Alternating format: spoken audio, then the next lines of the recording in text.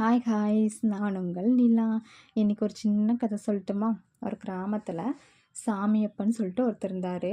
அவருக்கு கடவுள் நம்பிக்கை ரொம்ப ரொம்ப ஜாஸ்தி. ஒரு நாள் தன்னோட மாட்டு வண்டியில் ஊருக்கு போயிட்டு இருந்தார். போகிற வழியில் அவரோட வண்டியோட சக்கரங்கள் ஒரு வாய்க்காலோட சேத்துல அமிழ்ந்துருச்சு. உடனே கிராமத்தான் வண்டி விட்டு இறங்கினாரு. தரையில் போய் உட்கார்ந்தாரு. ஹனுமானை குறித்து வேண்ட ஆரம்பிச்சிட்டாரு. ஹனுமானே வாங்க, என்னோடய வண்டியை சேத்துலேருந்து எடுத்து விடுங்க, நீங்கள் தான் சேத்துலேருந்து எடுத்து தரணும் அப்படின்னு சொல்லிகிட்டே இருந்தார்.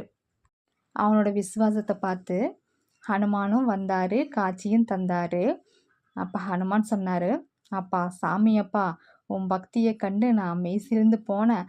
ஆனால் நீ எந்தவித முயற்சியுமே செய்யாமல் கடவுளை மட்டும் நம்பிட்டு இருக்க பாரு, அது ரொம்ப ரொம்ப தப்பு. இப்படி பண்ணுனா உலகத்தில் சோம்பேறித்தனம் தான் ஜாஸ்தி ஆகும்.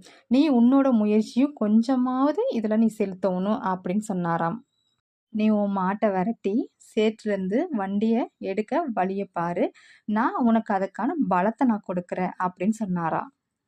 ஓகே காய்ஸ், உண்மை தானேங்க. வண்டி சேத்துல மாட்டிக்கிச்சு. வண்டியிலேருந்து தெளிவாக இறங்கி உட்காந்து அனுமானை கூப்பிடாட்டி ஒன்று வண்டியை சேத்துலேருந்து அதாவது எடுக்க ட்ரை பண்ணியிருக்கலாம். இல்லை அக்கம் பக்கத்தில் இருக்கிறவங்கள கூப்பிட்டு அதை சேத்துலேருந்து எடுத்துருக்கலாம். அது எதுவுமே பண்ணாமல் கடவுளே எடுத்து தரோன்னு சொன்னாங்கல்ல.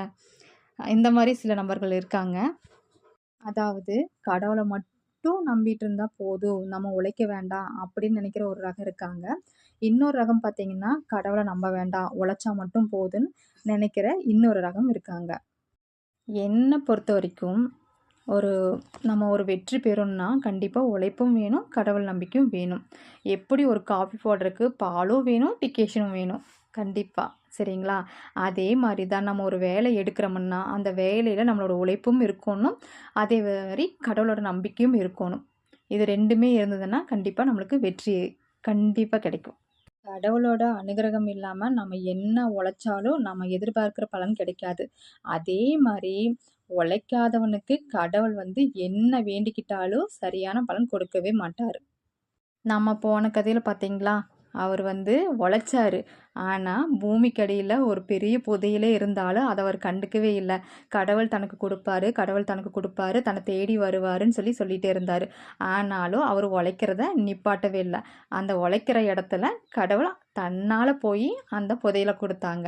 அந்த மாதிரி தான் நம்ம உழைச்சோம்னா கண்டிப்பாக நமக்கு தேவையானது எல்லாமே கடவுள் கொடுப்பாரு. உழைப்பும் தேவை, அதே மாதிரி கடவுள் நம்பிக்கையும் தேவை. வாழ்க்கை வாழ்வதற்கே வாழ்ந்து காட்டுவோம். தேங்க்ஸ் ஃபார் வாட்சிங்.